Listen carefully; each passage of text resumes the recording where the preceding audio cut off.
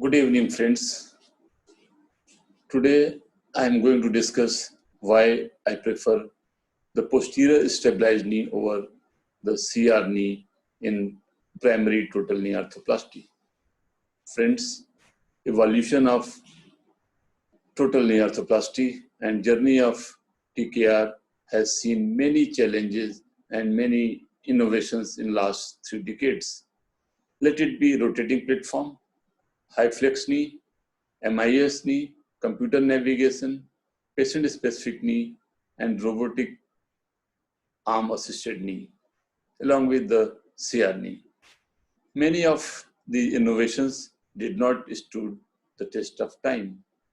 So here we are going to discuss how the PS knee is as good as the CR knee or even superior to the CR knee, as it has stood the test of time for last so many years. Before discussing the PS versus CR knee, let us first visualize the functions of PCL.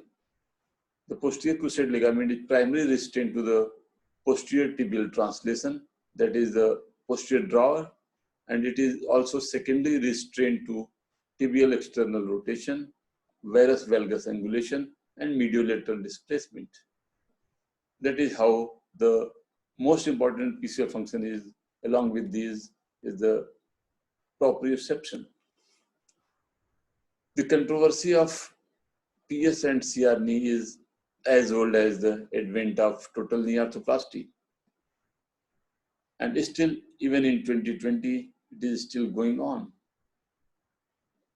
To retain or to substitute the posterior cruciate ligament has, as we discussed, the debate started since very early years of evolution of total knee arthroplasty.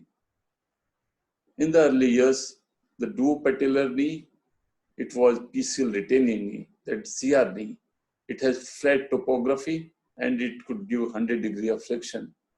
On the other side of the spectrum, there was total condylar knee, which was PS knee, PCL sacrificing knee, and it had disc sagittal topography, and the range of flexion is a little bit lower than the duopatellar.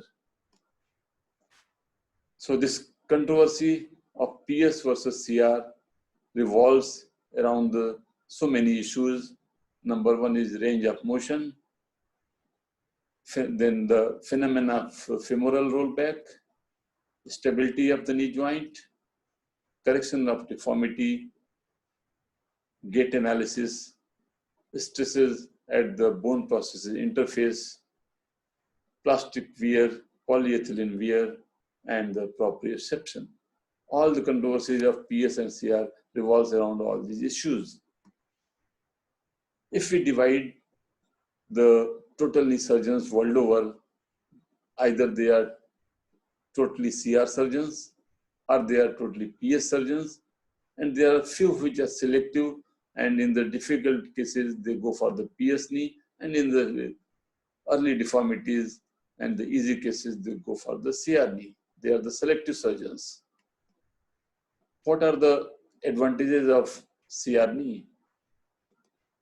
They say that processes can be less constrained, less force is imparted at the bone implant interface. It achieves greater range of motion that they claim, but in the studies it is shown that the range of motion is same in the PS and CR both. It preserves the joint line at near normal. The CR knee retains collateral ligament kinematics and preservation of intercondylar bone stock. The problem with the CR knee are it had the late anterior posterior instability. There is a need for more frequent lateral release for patellar tracking, and there is late posterior wear. The PCL deficient knee, that is the PS knee, here the forces that are normally supported by the PCL must be taken care of by Second is soft tissue stabilizing structures around the knee and the bi-implant itself through the cam and post.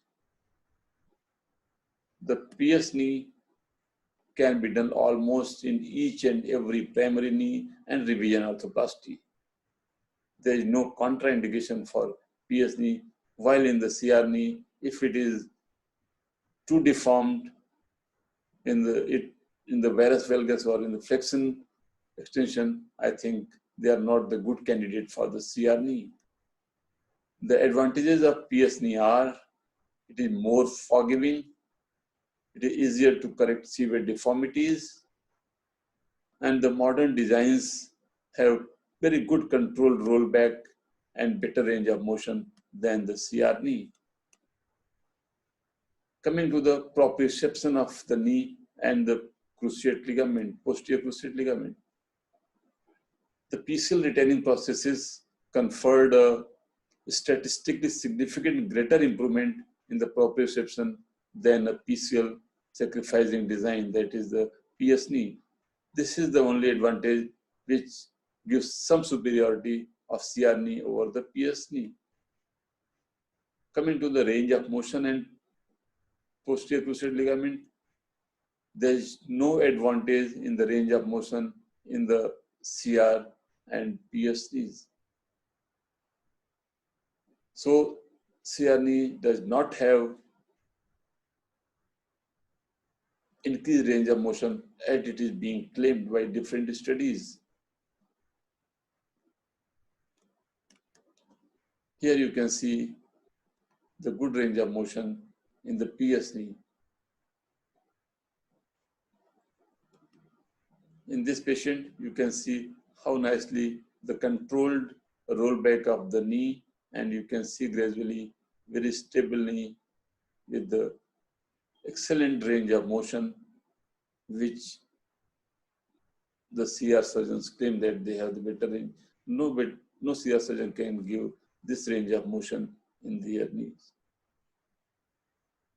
Coming to the stability and the role of PCL, the CR knee has the contact points close to the center of the tibial plastic surface, while the PS knee has contact points moved to the interior to the plastic.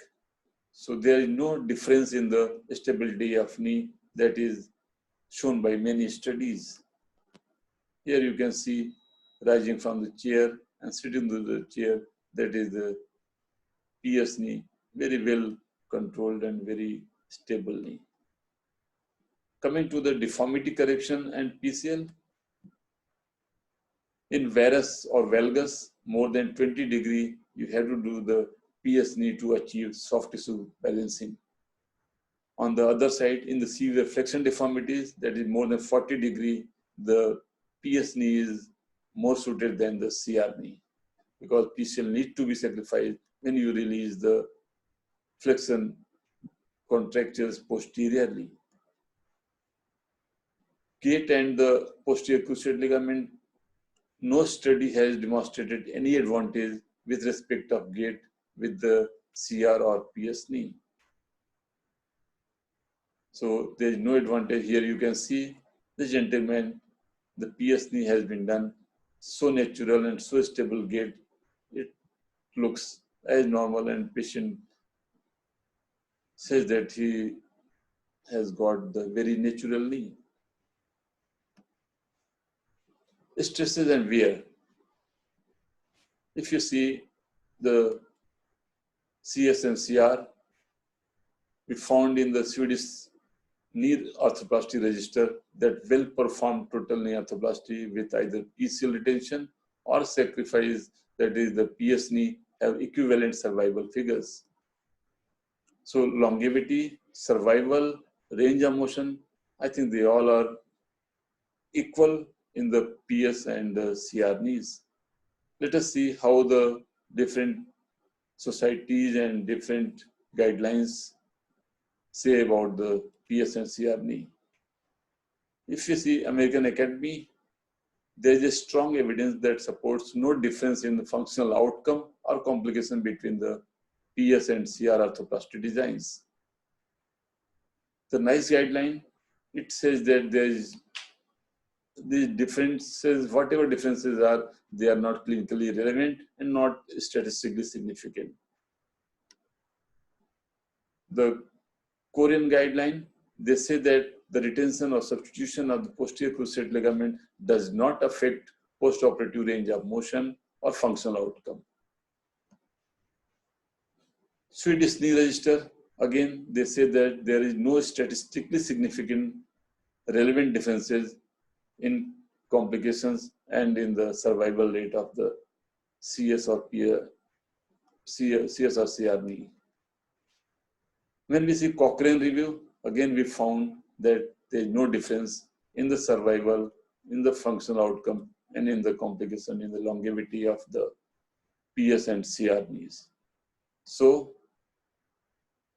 the CR versus PS knee debates are still on. It is going to be the talk of the debates in the different meetings all over the world. But right now, there is no superiority of CR knee over PS knee.